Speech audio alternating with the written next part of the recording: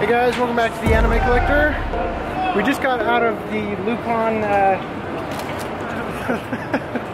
we just got out of the Lupin premiere, and we're about to get something to eat, and then we're gonna head right back into the same room to go see Tokyo Ghoul, the live action premiere. So, we'll see. You're in it. Everybody!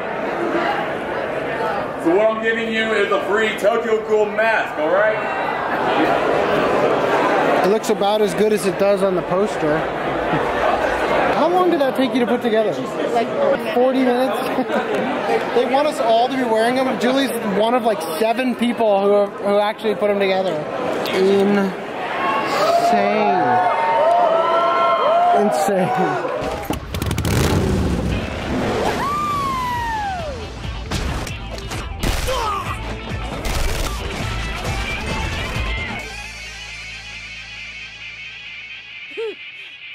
Alright, so we got out of Tokyo Ghoul, and before we get to the car and actually talk about it, I just want to sort of take this opportunity, since we got a ways to walk, to explain a little thing that happened. So when we got here, before we even got up there, like, oh, the line is capped already, the line is capped. We sort of decided that since Jeff took his own car today, that he would just take Dan home, right? Basically, they left, and they were going to go to the parking garage and leave. And about 5-10 minutes after that happened, after they left, they just announced to everybody, only people with wristbands can get in. You know, like they wouldn't let you just show your ID because it's an 18+ thing. So I'm like, dude, come back, people are leaving. And then they brought wristbands. So they sent a lot of people back to go get wristbands. Because of that, I took that as an advantage to help make sure that they got in. I was able to get them in with some very strategic truth telling.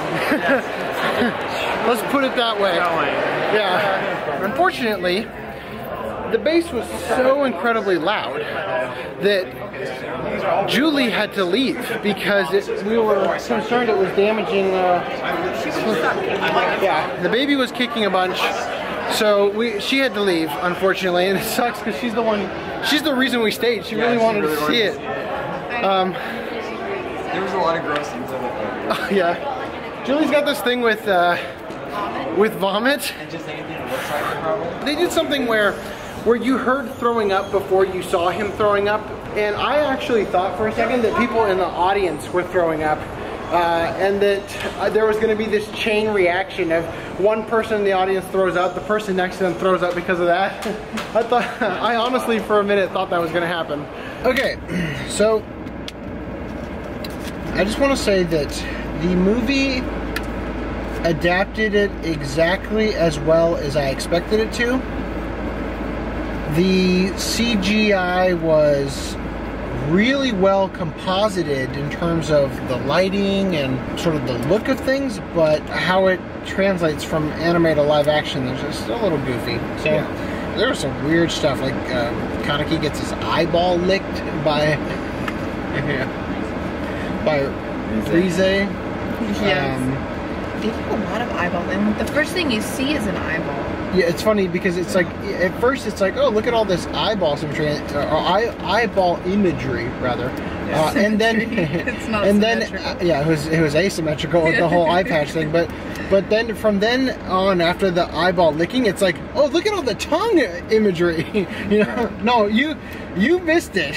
And all the extra eyeball stuff. Yeah, but it was tongues everywhere. And eyeballs too. The whole thing was just... Yeah. I want to just applaud the actors for being like for being 30 and playing 17-year-olds. Well, no. For being He's able supposed to to be do a that college stuff. student. I didn't buy it. Anyway, so what did you guys think? Oh, you want to go first? I mean, I liked it. I thought it was a good movie. It was a good adaptation. I haven't really seen that many Japanese live actions.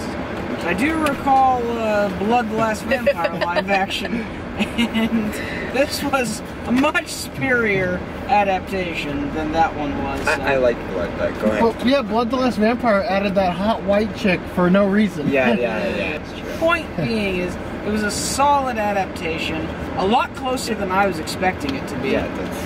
And it was good. It was a good movie. They handled cutting things out decently. Yeah. Like every choice they made on who they cut out and what they cut out. Yeah, was strategic. Yeah. And, Because and they would you have to accepted explain so much more. The movie would have been way longer then. Like They it's cut like, out Jason. They cut out Jason, and you're like, okay, that's fair. They cut out a What's lot his name? of The French guy. the guy with the purple hair. Yeah. He is the best. Yeah, he no, is. It was disappointing he wasn't there, but again, it made sense. One thing that the anime does really, really well is pacing. The first season's pacing is perfect. They don't waste any time at the beginning. They give you just enough of that sort of like throwing you into the story, and they do string you along for a while, but the payoff in each episode is like, okay, it was worth it. It was worth it. It was worth it. Then that final episode where Kaneki's hair turns white, you're like, oh my God, was that worth it? You know? Yeah. It was so worth it. That last episode is like my all-time of season one. Yeah. But the movie. Yeah. The movie was good. And, I mean, yeah, okay, they had to cut out stuff, but they did change some stuff that I feel like they didn't really need to change. Like, in the anime, the scene when they first go to pick up the suicide bodies, he falls off the top of that ledge. He, like, falls through the gate and falls down, and then he finds the bodies. Well, in this one, they were already at the bottom, so they didn't have that whole scene of him falling off. Yeah. Maybe they were over budget or something. That would have Maybe, yeah. And then also, I don't think it was I want Toka. it without the glare. I need this for the thumbnail. I'm not a puppet. we call her Tokyo Jules. Oh my God. That was good. But like, also, I don't think in the anime, I don't think it's Toka that trains him. I think it's the guy that takes him to get the bodies, isn't it? He's the one that trains him, not Toka. That was actually, let me just say, that was the best scene. Yeah. That was where it really picked up, wasn't it? Yeah, it really did. Because then you see him start becoming a badass. Yeah, the montage. Like, oh, there you go. The montage of Kaneki training with Toka was in my opinion the best part of the film. But I just think, I thought this in the anime too, that the little tails coming out of Kaneki, I thought that was so stupid. I would have preferred Toka's is badass. Toka's is, yeah, let me put it this way, they were hit or miss. Is that fair to say? Literally they were though. I loved it. Okay. But you know what I mean. I'm saying like the one guy with the purple hair, who I'm just never gonna remember his name. He had the one where it would go like down his arm and stuff. That's pretty badass too. Okay, but I'm just saying like they were hit or miss. Yeah. What about the actress who played Rize?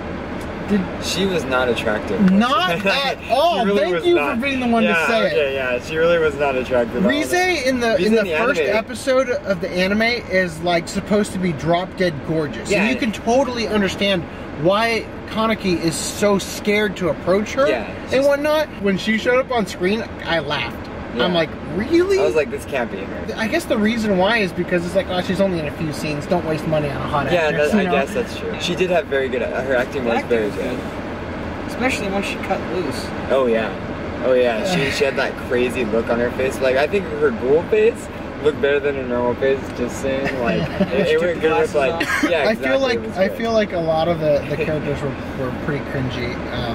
Acting wise, but the one fight I really did like was his name is Sukiyama. Sukiyama. Yeah, Sukiyama.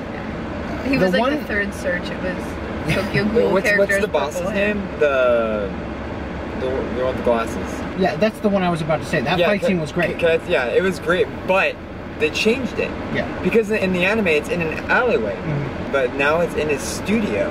You know what? They changed it, but it didn't matter that they changed it. Yeah. I mean, they couldn't do the fight like scene for scene. They changed it, but it was a really good fight, and I liked it. I'm glad that I didn't have to sit through the same thing. I'm just surprised how they did it. It wasn't bad. I just surprised the way they did it was in the studio. When that guy showed up, that got the biggest reaction out of the fangirls. Yeah, but also I had to think like they're in a studio. I mean, yeah, it shows that they're in like a basement, but you would think people would hear that. I mean, the guy was totally banging a chick down there. Yeah, so I thought that was hilarious. But that happened in the anime too, didn't it? In the anime, he's in a committed relationship with that girl though, and she's human. Yeah, yeah. They don't show that though. In the Well, movie. they kind of implied it. Well, though. again, the characters that they took out, it was obvious why. Because when you're creating, when you are an artist and you're creating and you're writing, it's sort of a masturbatory action to just create, throw everything on the page, and having the willpower to take things out and trim the fat, if you will. Take things out because they're unnecessary. They might have been fun to write, they might have been fun to create, but they're not necessary to the plot. They were really great about taking everything out, and they needed to be. Yeah. Because the movie was 2 hours long, and they got through a lot of stuff. Yeah. Well, in the beginning, Jeff said it looked kind of like each scene was kind of just like chop, chop, chop. It's definitely for the. It wasn't bad. Well, it wasn't bad, but it's for the fans. Like Yeah. you know, like he just she bumped into Rize, and then all of a sudden, you see that he's got a date with her, and there's no like flow into it. And he's like, oh well, I guess he somehow got the courage to ask her out. Well, I'll say that when I was sitting there watching it, at first I thought to myself, I would probably have preferred it if I had seen this before the anime. But in this case, I honestly kind of felt like, I don't know if a lot of people would even sit through and enjoy this. They wouldn't be connected to the characters if they hadn't seen the anime first. I mean, I feel like, because the pacing, again, yeah, I mean, in the anime is so perfect.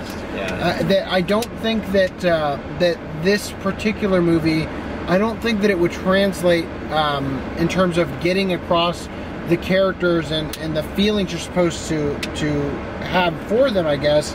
I don't think it's going to come across that well if you haven't already been, sort of trained through the anime. It feels like it's definitely been made for fans and purely for fans. It's funny because before we went in, I'm like, this really, you need to be 18 plus? And then when I saw it, I was like, this is like... definitely needs to be 18 plus. Ooh. Yeah. If I had a more queasy stomach. I mean, I can't do throw up, and I'm fine with... It's just kind of... No, it wasn't the gore I'm afraid it was that weird, sexualized... Yeah, it was like a weird sexualized... The like eating people and like... Well, the eating people's... Oh god, and that part when he's like, I'm so hungry, and he's like... looking at the girl's legs. When he like moves, he does this with his head. Like, everyone started laughing. Like, I guess it was kind of like him letting loose. There's at the very end when he's fighting Amon. Yeah. All of a sudden he just goes. It's the weirdest thing. Like, but I mean, I kind of see like it's him just kind of losing his mind because of that's something else. That's something else I would like to say is that in the anime, one of the things that they handled so well is his emotional, being torn apart because he's part human, part ghoul, and having to deal with that. Yeah. In this, they kind of make him look like a bitch. In this, he went full ghoul pretty quick. Yeah. And then he like kind of like, oh yeah, just pull him back right at the end because he saw his own reflection. They made him more of a crybaby in this than they did in the anime. Yeah.